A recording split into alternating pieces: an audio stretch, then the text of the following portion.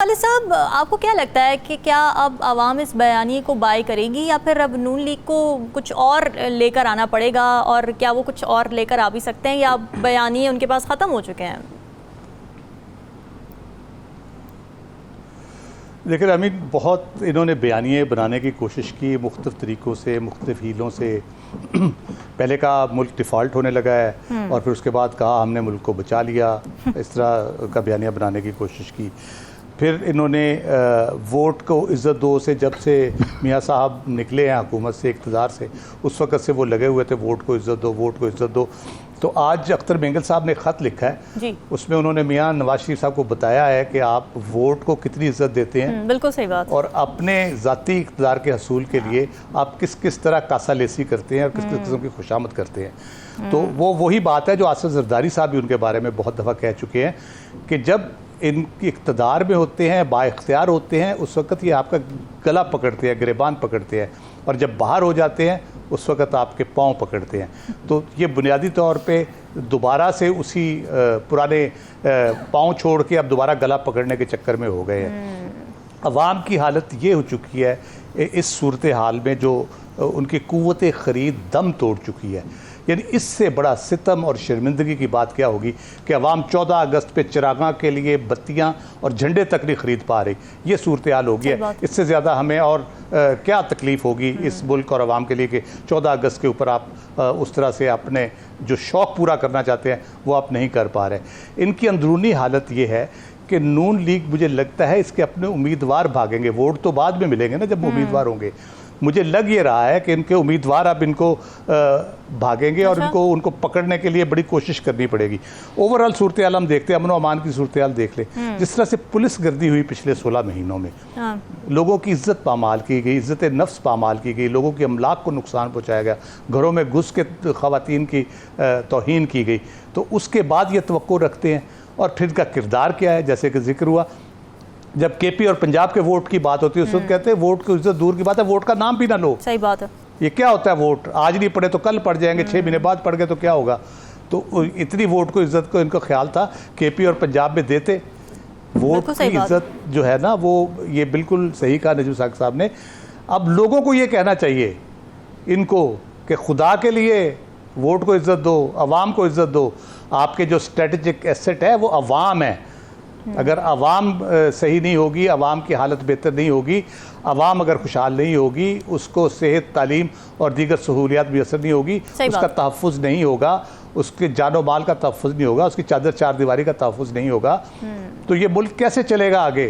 किस तरह से आप का जहाँ से तक मसला है, ताख़ीर हल्का बंदियों के हवाले से होनी नहीं चाहिए। ये डिजिटल दौर है और इसमें वो अगर तो आप प्रोसीजरल चीज़ों पे जाएंगे कि इतने अरसे में वो हल्का बंदियाँ फ़ाइनल करेंगे, फिर उसको एडवर्टाइज़ करेंगे, फिर उस पर एतराज़ात तलब करेंगे, फिर उसके वो प्रोसेस है।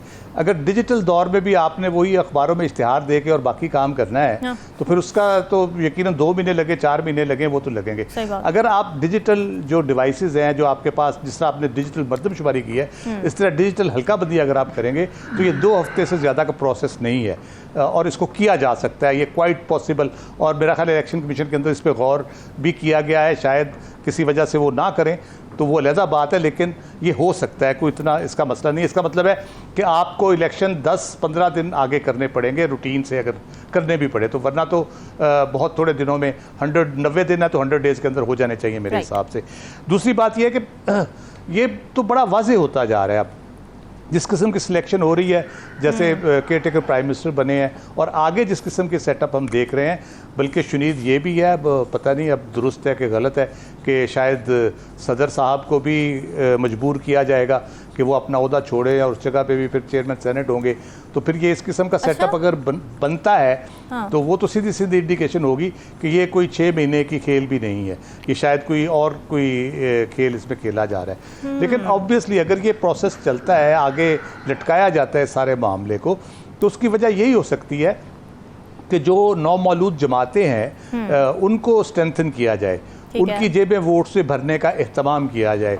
तो वो आप उसके इलेक्टेबल्स ले जाएं, आप लोग तोड़ दें, आप उनके पास जितने मर्जी वो जमा कर दें, कचरा जितना भी है बेशक भर दें, लेकिन जब वोट वाले दिन जो है वो तो वोट तो लोगों ने डालना है, अगर ऐसी इन्वायरमेंट नहीं होगी जिसमें वोटर ये समझेगा कि उसका वोट का सही हकदार तक पहुंचना मुश्किल है, तो मेरा नहीं ख्याल वोटर निकलेगा। और इसकी हम मिसालें देख चुके हैं। 1997 में लोग नहीं निकले थे जब उनको पता था कि ये किस तरह से इलेक्शन होते हैं और किस तरह से मुंतखब कराया जाता है लोगों को। तो उस दिन 15 से 17% टर्न आउट था, जिसको बाद में रातों रात 35% किया गया था। तो जब लोगों को पता हो कि उनके वोट को इज्जत नहीं मिलेगी तो वो वोट डालने नहीं निकलेंगे, उन इलेक्शन की क्रेडिबिलिटी क्या होगी। लेकिन ये भी है कि जब लोगों को पता उनके वोट को इज्जत मिलेगी, आप 88 में देख ले, लोग 11 साल एग्जाइल में बेनजीर रहने के बाद वापस आई, 9 साल एग्जाइल में रहीं, 2 साल आगे कंपेन की, उसके बाद इलेक्शन हुआ, पीपल्स पार्टी जीत गई, सारे अगेंस्ट ऑल ऑड्स, हर चीज़ उनके खिलाफ जा रही थी, इस्लामी जमहूरी इत्तेहाद बना हुआ था।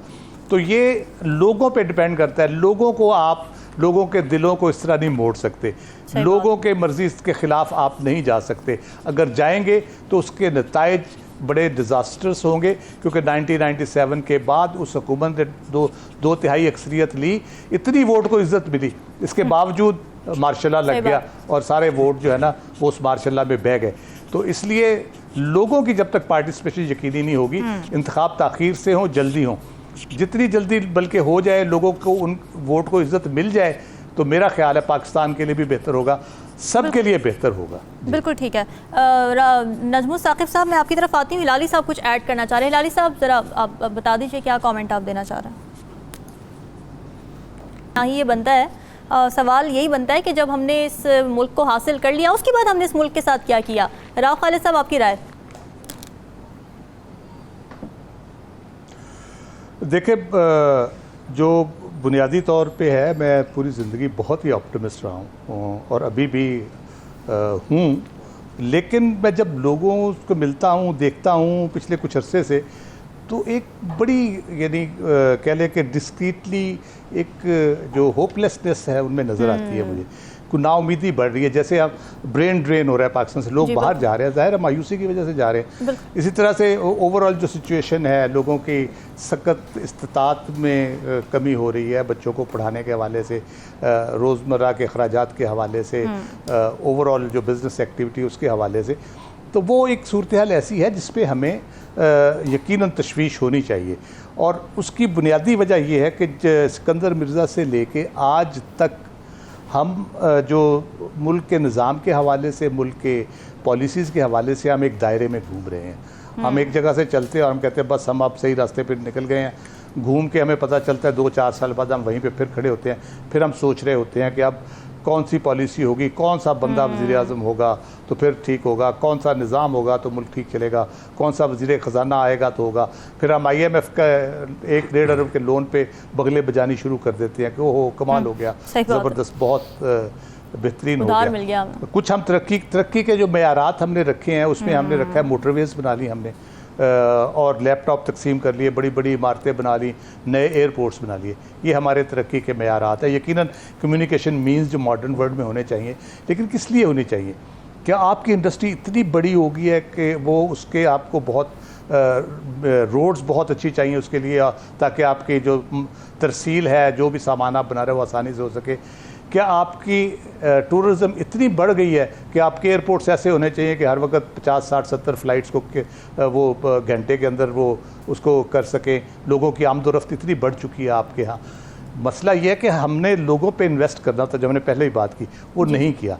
ह्यूमन डेवलपमेंट के ऊपर हमने क्या किया है? लोगों की तालीम, सेहत के हवाले से किया है, क्या किया? अमन व अमान के हवाले से क्या किया? उनके जानो माल के तहफ़्फ़ुज़ के हवाले से हमने क्या किया है? हमने पुलिस ऐसी क्रिएट की है जिसके हाथों किसी शरीफ आदमी की इज़्ज़त महफूज नहीं है। सड़क पे जाते हुए कहीं पे रोक के आपको वो 2 मिनट में बेइज्जत कर देंगे, थप्पड़ मार देंगे, कान पकड़वा देंगे। ये आम वीडियोज़ आप देख रहे होंगे इस किस्म की। तो क्या हम वाकई सही रास्ते पे जा रहे हैं? मेरा ख्याल है हबीब जालिब ने बहुत सही कहा था कि गुमा तुमको कि रास्ता कट रहा है, यकीन मुझको कि मंजिल खो रहे हो। और सबसे अहम बात यह है कि हमें आज हर वक्त ज़रूरत होती है इसकी, लेकिन हर आए दिन के साथ इसकी ज़रूरत बढ़ती चली जा रही है कि तमाम तबका हाय फ़िक्र को लिसानी, ग्रोही, फ़िरका वाराना किस्म की सियासी और इदारा जाती तासुबात से निकल के इस मुल्क के लिए सोचना होगा। फिर ये मामला ठीक होंगे। अगर हम अपने अपने दायरों में फंसे रहे तो फिर इसी दायरे में ही घूमते रह जाएंगे। बिल्कुल सही बात है। नजबुल साकिब साहब, जो शेर राव खालिद साहब ने पढ़ा है उसका ये फ़िक्रा कि मंजिल खो रहे हो, तो यहाँ पर ही मेरा ये सवाल है कि क्या हमने मंजिल का कोई तयन भी किया था, और अगर किया था तो क्या हम वहाँ तक पहुँचे, क्यों नहीं पहुँच सके? अगर आप 2-3 पॉलिसीज़ नट शेल में हमें बता सकें कि जो कि मसले का जड़ है, और अगर ये पॉलिसीज़ फिक्स हो जाएँ तो कुछ उम्मीद है बाकी।